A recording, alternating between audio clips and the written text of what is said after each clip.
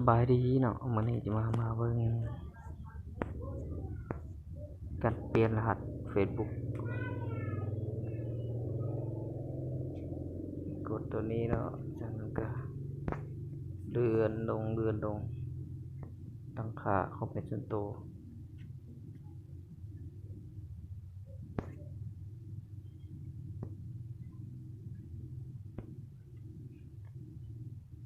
บัญชีเนาะตึกเข้าไปรหัสผ่านกดไปดึกครับเปลี่ยนรหัสผ่านตัวนี้รหัสผ่านปัจจุบันรหัสผ่านเก่าเนาะตัวนี้จะรหัสผ่านปัจจุบัน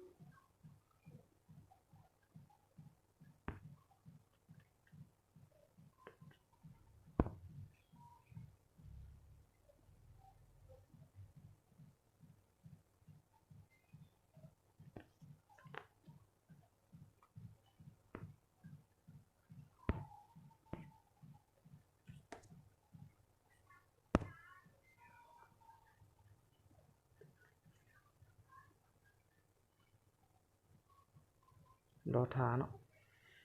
เบิ่งมาเปลี่ยนสำเร็จ